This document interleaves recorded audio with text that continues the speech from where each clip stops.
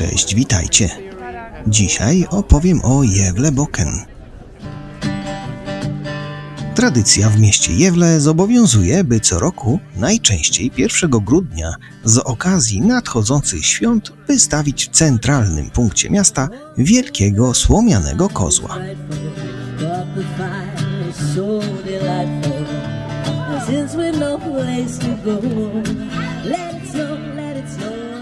Jest i druga nieformalna część tradycji, która nakazuje, by z tej samej okazji puścić go z dymem. Ostrzegam i przypominam, to nieoficjalna tradycja. Nie pomagają ani kamery, ani mniej łatwopalne materiały. Kozioł fajczy się z regularnością pewnej warszawskiej tęczy. Dodam tylko, że w ciągu 57 lat koziołkowi udało się przeżyć bez szwanku tylko 19 razy. Płonął 30 razy i kilka razy był przedmiotem innego wandalizmu, w tym przejechania przez samochód. W tym wideo pokażę Wam, jak wygląda to święto.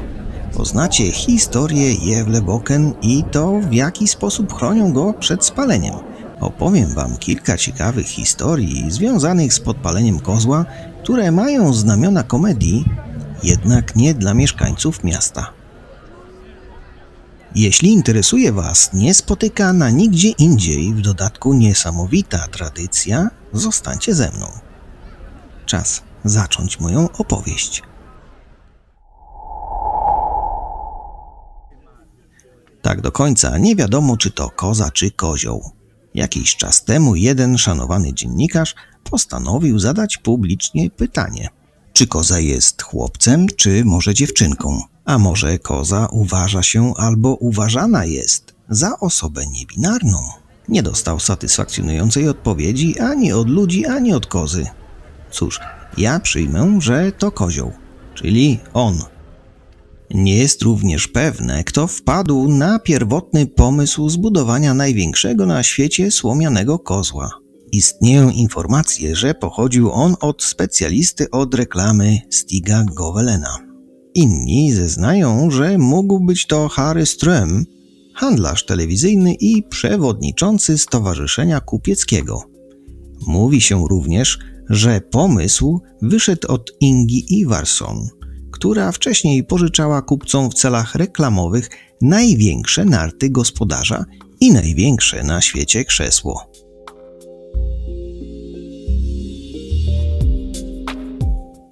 Tak jak widać, Gävlebocken nie był pierwszym pomysłem na przyciągnięcie klientów do miasta.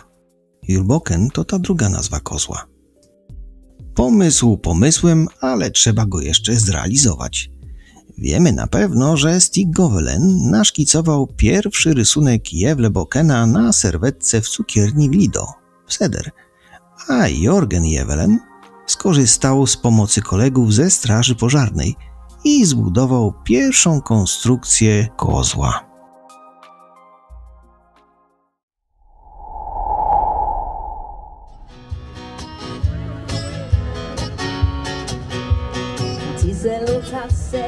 W 1966 roku pierwszy kozioł pojawił się 1 grudnia. W sylwestrową noc o północy kozioł poszedł z dymem. Sprawca został odnaleziony i usłyszał zarzuty ciężkiego wandalizmu. W 1967 roku pozwolono kozłowi pozostać nietkniętym. W 1968 roku również ocalał. Rok później, w sylwestrową noc, kozioł spłonął. Zanim przejdziemy do lat 70., warto wspomnieć, kiedy rozpoczyna się budowa tego 13-metrowego zwierzęcia. Otóż w 2, a czasami 3 dni poprzedzające adwent można śledzić, jak kozioł powstaje.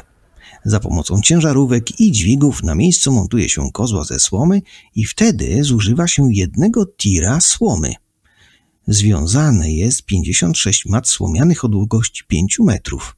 Potrzebne jest 600 metrów sznurka, którym związuje się 12 000 węzłów. Potrzebnych jest również 1200 metrów bieżących drewna i 2500 gwoździ oraz 50 metrów materiału. Aby zbudować to spore zwierzę, potrzeba jest około 1000 godzin pracy. postawienie takiego kozła nie jest tanie. Ten z 2023 roku kosztował około 200 000 koron.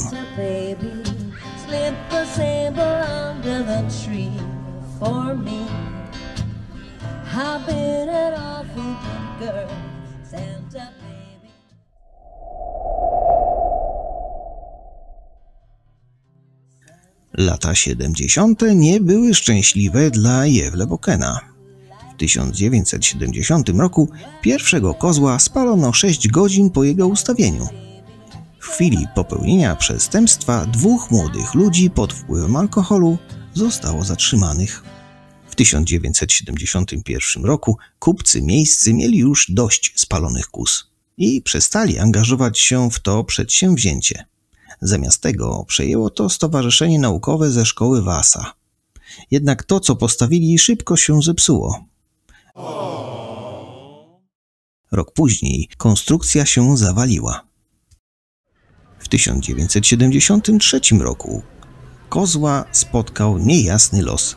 I tu nie dotarłem do jakichkolwiek informacji, ale za to w 1974 roku koziołek znów poszedł z dymem. Co do losu kozła w 1975 i 1977 nic nie wiadomo, ale w 1976 roku miał on przygodę ze śmieciarką, która w niego wjechała. W kolejnych latach, czyli w 1978, kozioł został połamany, by rok później spłonąć, zanim jeszcze go postawiono. Za moment przejdziemy do lat 80., które okażą się dla Yves Bocquena istną czarną godziną.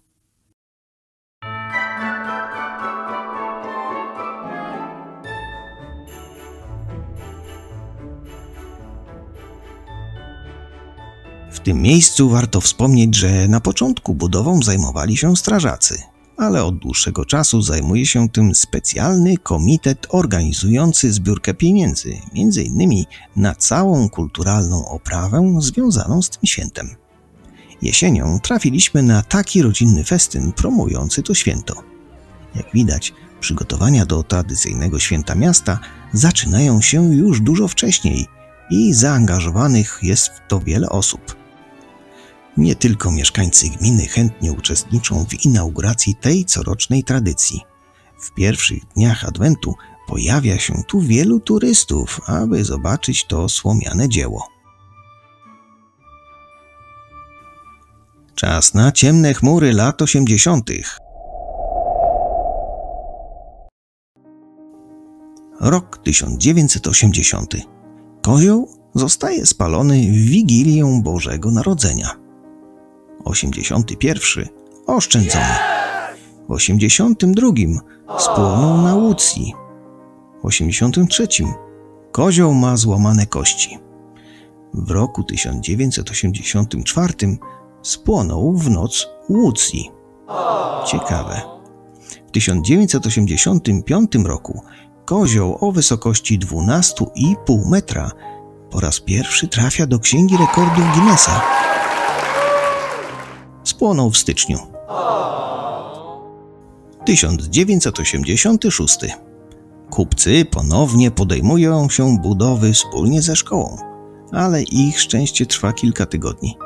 W noc wigilijną wielki kozioł rozświetla się jak bożonarodzeniowa choinka i płonie. W 1987 roku kozioł został bardzo dobrze zaimpregnowany. Jednak tydzień przed Bożym Narodzeniem spłonął. W 1988 roku udało się. Jednak staje się zakładem na angielskich listach kursów i tu ciekawostka, zarówno w Szwecji, jak i w innych krajach od 1988 roku obstawia się, czy i w jakim terminie kozioł zostanie spalony. Sprawdziłem, już od 1988 roku pojawił się na angielskich listach bukmacherskich. Według serwisu bukmacherskiego Betway w 2014 roku ryzyko, że koziołek zostanie spalony, było 3 razy większe niż że przeżyje Boże Narodzenie. Uwaga! Za spalenie tej niemałej konstrukcji grożą nawet 3 miesiące więzienia i spora kara pieniężna. Z historii kozła wynika, że chęć wygranej w zakładach bukmacherskich co niektórych osób była tak silna, że podjudzali mało rozgarniętych do podpalenia ikony miasta. W 1989 roku konstrukcja spłonęła, zanim w ogóle została zbudowana. Od społeczeństwa zebrano pieniądze na nowego kozła, który i tak spłonął w styczniu. To, co miało cieszyć mieszkańców miasta i turystów przybywających do Jewle, by celebrować nadchodzące święta, stało się zmartwieniem wielu. Pojawiły się głosy, że w lasach wokół miasta odprawiane są jakieś msze związane z kultem kozła. No, wiecie, tego demonicznego kozła. Ludzie biegają po lasach i coś tam robią, krzyczą. Jak było naprawdę, to nie wiem. Wiem natomiast, że pojawiło się kilka zgłoszeń na policję o takich praktykach. Ale zostawmy to, gdyż to tylko pogłoski. Przejdźmy zatem do lat 90.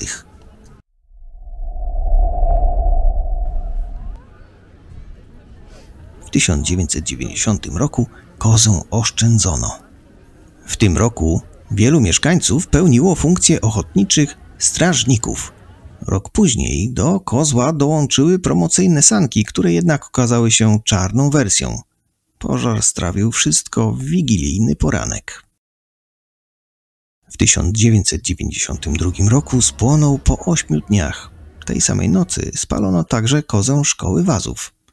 Julbuken został odbudowany, ale spłonął 4 dni przed świętami Bożego Narodzenia. Podpalaczem okazał się ten sam osobnik. Za 3 podpalenia został aresztowany. Jaką karę dostał sprawca, nie wiadomo. W 1993 roku kozioł ponownie znalazł się w Księdze Rekordów Guinnessa. Jego wysokość osiągnęła 16 metrów. Zarówno w tym, jak i rok później koziołek został oszczędzony. 1995. Spłonął w świąteczny poranek. Został odbudowany, aby dumnie stać, gdy rozpocznie się 550. rocznica nadania praw miejskich.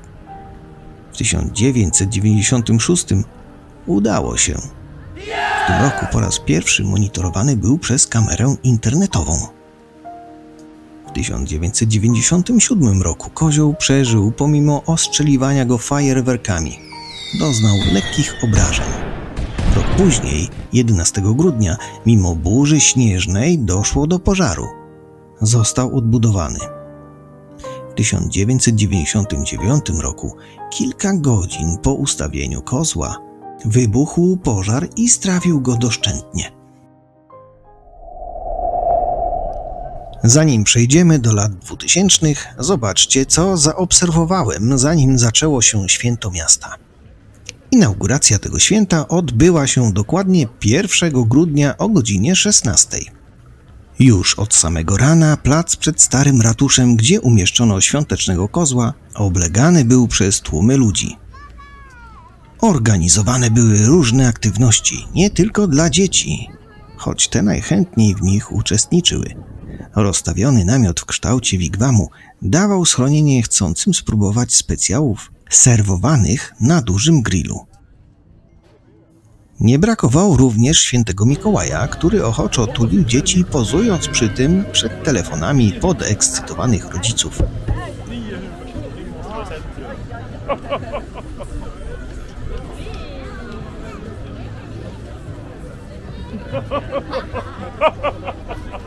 Ochrona i policja stale monitorowała ogrodzony teren, na którym stał dumnie kozioł.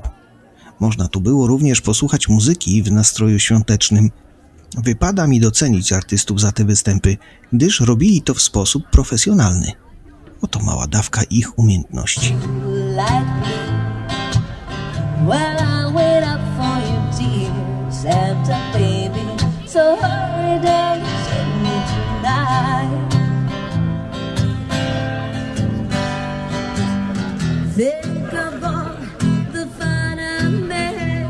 Jak widać, publice się podobało.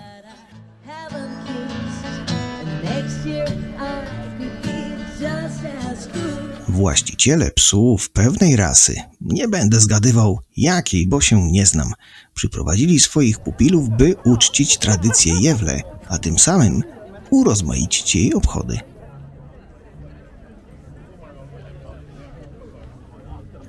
Co chwilę coś się działo. Nie było czasu na nudę w oczekiwaniu inauguracji. Z każdą chwilą robiło się ciemniej i tłoczniej.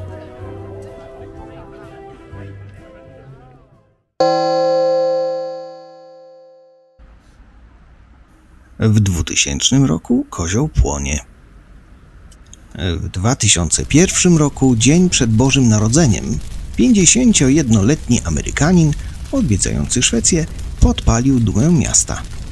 Jego przyjaciele wmówili mu, że to normalna rzecz i to taka tutejsza tradycja. Spędził w więzieniu kilka tygodni. Nie odzyskał zapalniczki, ale za to opuścił Szwecję bez płacenia grzywny. W 2002 roku kozioł został oszczędzony. Rok później, 2 noce przed Dniem Świętej Łucji, kozioł leci z dymem. Mniej więcej tydzień później pojawił się nowy kozioł, który przetrwał bez szwanku. 21 grudnia 2004 roku, zaledwie 3 dni przed Bożym Narodzeniem, kozioł stanął w płomieniach. Rok później, tym razem już 3 grudnia, koziołek nie wytrzymał. Wandale przebrani za świętego Mikołaja i piernikowego ludka wystrzelili zapaloną strzałę i koziołek po raz kolejny spłonął. Swoją drogą chciałbym zobaczyć tego piernikowego ludka. Ciekawe, czy jego ubranie oddawało cały charakter granej postaci? W każdym razie przebranie skutecznie ochroniło go przed rozpoznaniem. W nocy 15 grudnia 2006 roku kozioł przeżył atak piromanów. Lekkie oparzenie prawej nogi pozwoliło mu przetrwać aż do rozebrania. Zazwyczaj kozioł rozbierany jest w styczniu, chyba że się wcześniej spali. W 2007 roku doświadczony przeżyciami z zeszłego roku kozioł poddał się impregnacji środkami zmniejszającymi palność i nie był już narażony na działanie piromanów. Rok później kozioł nie był impregnowany środkami zmniejszającymi palność i dzień po świętach został spopielony. W 2009 roku nie było inaczej. Czy coś się zmieniło w kolejnej dekadzie? Co najmniej jedna rzecz wyda wam się niewiarygodna, ale to podobno prawda. No to nie przedłużam. W 2010 roku udało się. Jednak odkryto próbę zamachu stanu, podczas którego planowano porwać Jewle Boka do Sztokholmu za pomocą helikoptera. Spytacie co? No właśnie. Rok później kozioł przetrwał tylko 5 dni. Już 2 grudnia stał w płomieniach. Mamy rok 2012. W nocy 13 grudnia wydał z siebie ostatnie tchnienie i spłonął. Ogień pojawił się w lewej nodze. Ciekawe jak. W 2013 roku przetrwał nieco dłużej, bo do 21 grudnia. W 2014 roku kozioł okazał się szczęściarzem. Nie dość, że przeżył, to udał się w podróż do miasta Zhuhai w Chinach. W związku z obchodami 5. rocznicy partnerstwa pomiędzy Jewle a wspomnianym, nie wiem jak to się czyta, miastem w Chinach, no wiecie. Szczęścia za to nie miał rok później. Spłonął dzień po świętach. W 2016 roku Jewle Boken spłonął zaledwie kilka godzin po obchodach 50. rocznicy swojego święta, które odbyły się 27 listopada. Jego nieoficjalny młodszy brat wypełnił pustkę po dużym bracie, zanim 5 grudnia został rozbity przez samochód. 3 lata z rzędu, 2017, 18 i 19, kozioł został oszczędzony. Jednak jego młodszy brat spłonął.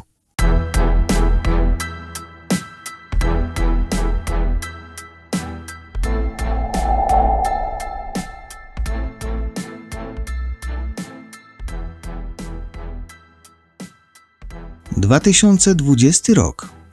Jewle Boken odporny zarówno na ogień, jak na wirusy i zgodnie z planem został zdemontowany.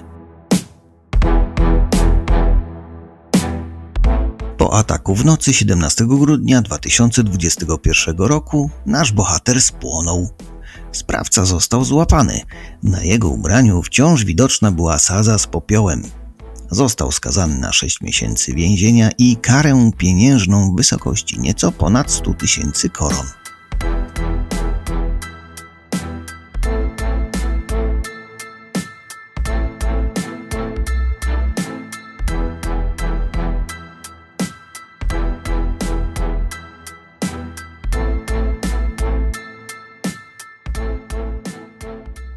Rok 2022 był rokiem, w którym po raz pierwszy od 56 lat kozioł przeprowadził się na nowe, choć tymczasowe miejsce.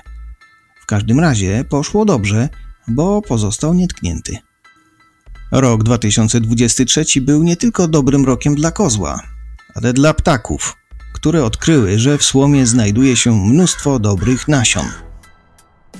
Ptactwo trochę nadszarpnęło jego słomiane futro, ale gdy przyszły mrozy, rany się zabliźniły. No i przyszedł 2024 rok, w którym również ja postanowiłem uczestniczyć w celebrowaniu tego święta. Na głównym placu miasta ustawiono scenę, na której odbywały się różne dyskusje, koncert, wspomnienie zeszłych lat w odniesieniu do biednego koziołka. Na placu zgromadziły się tłumy ludzi, co pokazuje, jak ważnym świętem jest wcześniejsze celebrowanie świąt Bożego Narodzenia i niemal 60-letnia tradycja tego miasta dla jego mieszkańców. Z pewnością społeczność tego bardzo interesującego miasta musiała być wielokrotnie poirytowana płonącym kozłem. Dla dzieci wystawienie kozła jest i było zapowiedzią nadchodzących świąt, a co za tym idzie, prezentów pod choinkę. Entuzjazm i świąteczny nastrój szybko znikał, gdy wyczekiwany długo kozioł nawet nie doczekał do 1 grudnia. Smutek spowodowany ewidentnym wandalizmem osób myślących inaczej dawał się odczuć także u dorosłych. Od kilku lat ochrona świątecznego kozła jest zorganizowana w inny sposób, co daje nadzieję, że kozioł już nie zapłonie. Ochrona, policja, straż pożarna, monitoring, drony patrolujące przestrzeń nad kozłem, specjalne cysterny z wodą blokujące wjazdy na przyratuszowy teren i zamknięcie kwartału ulic dla samochodów. To wszystko robi się po to, by było bezpiecznie oraz by nikt, kto miałby ochotę puścić kozła z dymem, nie skorzystał z okazji. Czy Jewlebocken z 2024 roku zapłonie? Tego nie wiem. Mam nadzieję, że nie. Wszystko będzie wiadome w pierwszym tygodniu stycznia. Na tą chwilę Jewlebocken stoi.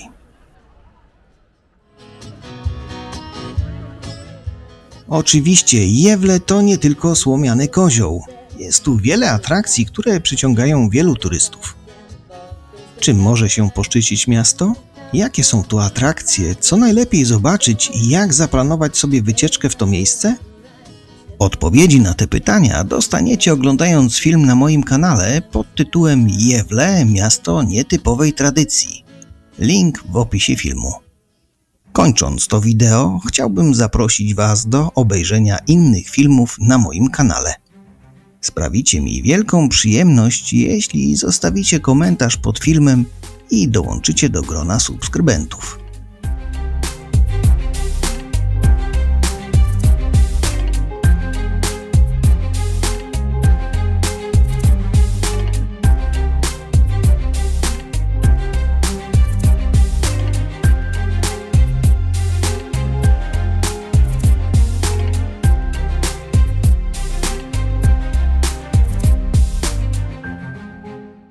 Jeśli podobał się film, dajcie kciuka w górę, jeśli nie, to nic nie róbcie.